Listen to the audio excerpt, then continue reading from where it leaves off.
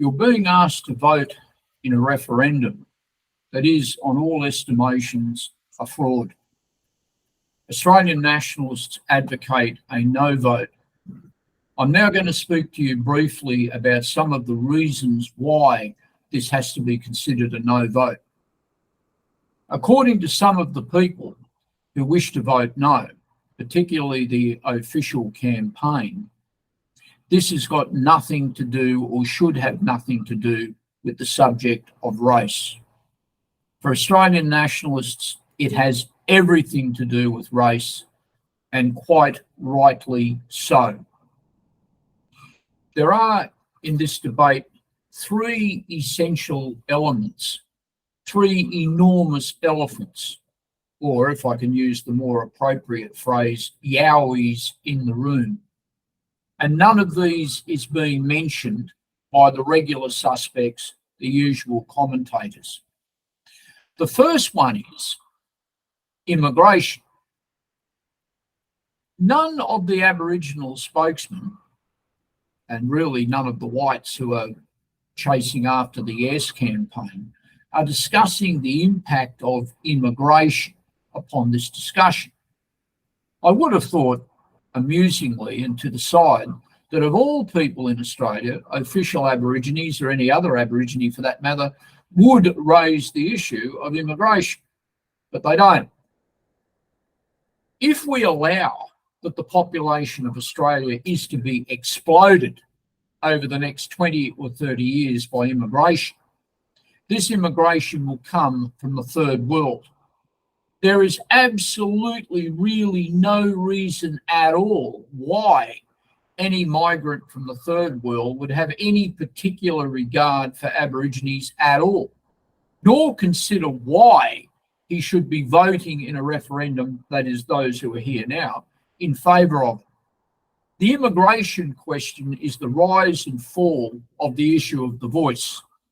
In 30 years or 40 years, if such a thing were to be proposed, as it is, and then adopted into Australia's constitution, which it may, certain groups will inevitably take it out. The immigrant groups, and it's hard enough for Europeans to come to terms with our Aboriginal friends, but the European groups have had at least 200 odd years to do so. The migrant groups have not. All they would see is a group of privileged people enjoying some sort of special right that they themselves don't have. That's how it will be perceived. The immigration question is the beginning of the death of the voice before it's even adopted. In fact, I might even predict that it could be that there are those who are promoting the voice are simply doing so to undermine European Australia to the advantage of others who haven't even arrived yet. The next yowie in the room is the vexed matter of Aboriginal identity.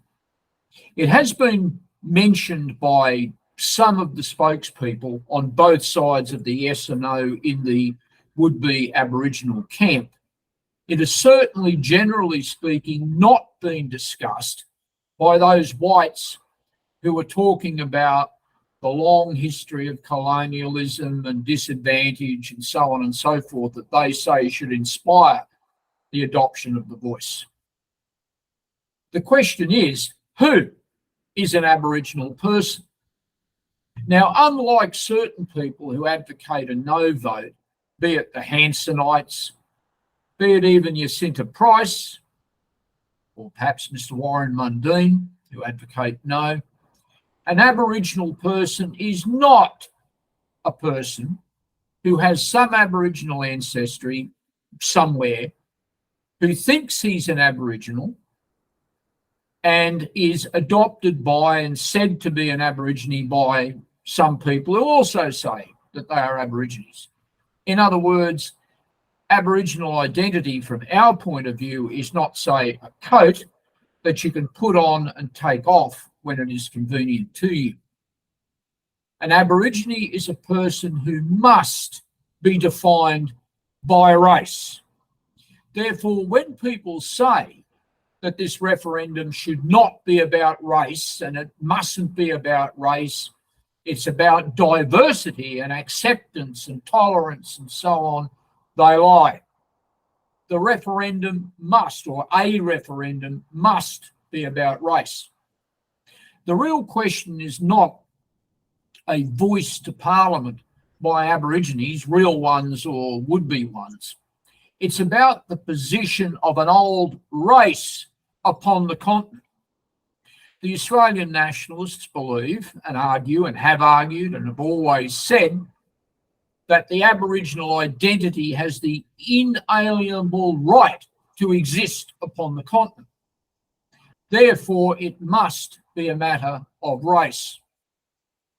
So who is an Aboriginal person?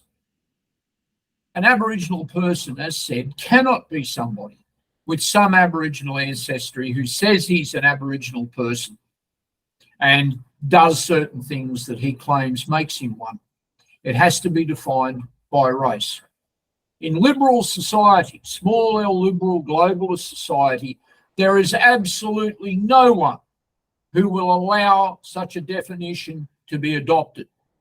Since they will not allow such a definition to be adopted, they condemn the remnant of the Aboriginal race to genocide. Genocide not by some weapon, but genocide by racial amalgamation.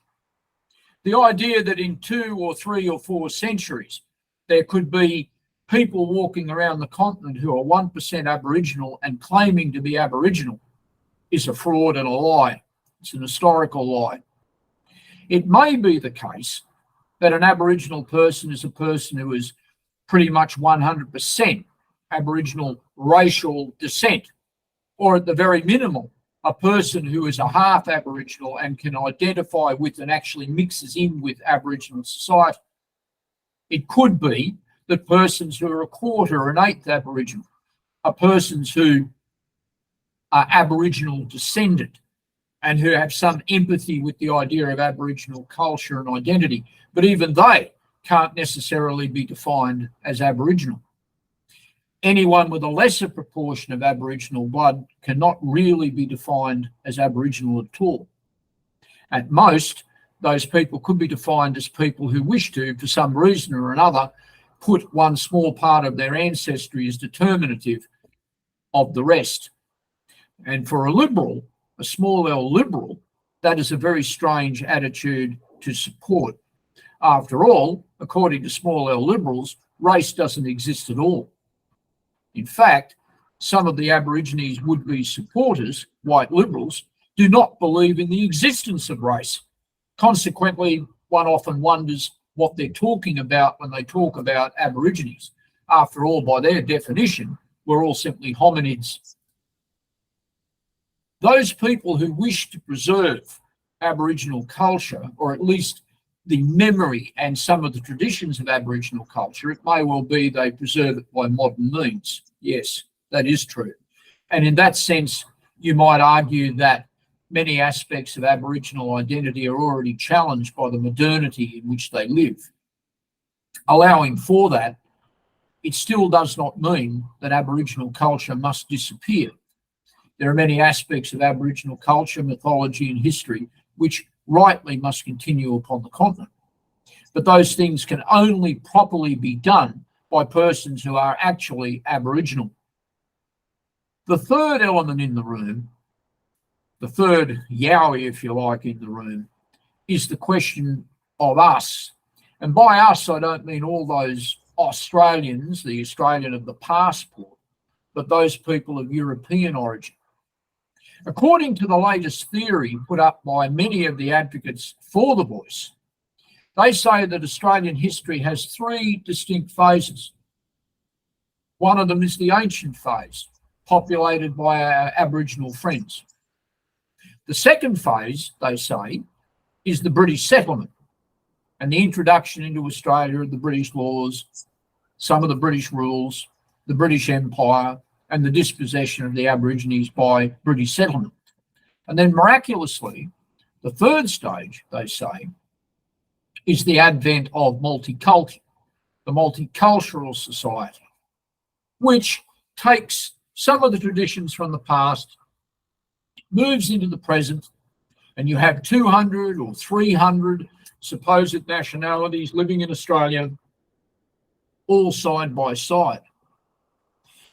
There's only one problem from the Australian nationalists' point of view. Where did our nationality go? In other words, where did the Australian go? That group of white folks here who consider themselves native to our soil, with an identity of our own, albeit, yes, cast in the European, not the British style, but the broad European style, but nativised to our own soil. Where did John Curtin go? The man who waged the great patriotic war against Japan in the name of that very definition of Australia and Australian. Our nationality, the Australian, has been abolished from the arrangement. Now, we must ask ourselves a question here. If some of those who advocate for the voice, be they white folks or be they misguided Aborigines or persons of part Aboriginal origin, have actually committed an offence against my nationality, our nationality, the Australian. If they are prepared to abolish the Australian and call us either British descended, which a lot of us just aren't, or in the alternative part of multiculti, if they are prepared to do that to us, why would it be that these same people have any sincere regard at all for Aborigines? Those are the three Yowies in the room. It now leads to one final point. It has always been the position of Australian nationalists and other patriotic people, as said, that the history, mythology, and aspects of the Aboriginal culture have the right to survive upon the continent. They certainly do. At the same time, the European Australian nationality, which emerged on this continent, which defended this continent, which many Aboriginal persons took up arms also to defend, at least as a state, they have earned themselves, if you like, the respect of the Australian people. The Aborigines, of course, are not the Australian people. They are the Aborigines. They may carry Australian passports and be part of a state. They are singular and they are unique. The issue of the negotiation, if you like, between the European Australian nation and the Aboriginal peoples will continue to go on. But it does not need a fake voice. This voice is not even a voice of the majority of Aborigines. It is not the majority of the voice of people who are part Aboriginal. It is a construction. And we would have to decide that this construction, whatever it is an aspect of the continuous globalisation of our country that will see the complete obliteration by the end of the century of those two particular identities. These harsh questions that have been raised by the nationalists are the truthful questions, the right questions that need to be asked. When the referendum comes, we intend to vote no. And between now and that referendum, we are going to conduct a very energetic propaganda across our country in favour of a no. We work separately to others, but we strike together on the issue for whatever reason anyone wishes to vote no, even a partly misguided reason that they wish to vote no. We will be there with them to vote no. So I reiterate, consider the fundamental issues again that are not being talked about in this debate. Issues that are so fundamental, it goes to the very core of our country. And it is all about race. It is about the abolition of the two identities off the continent by the end of the century. Vote no. Thank you.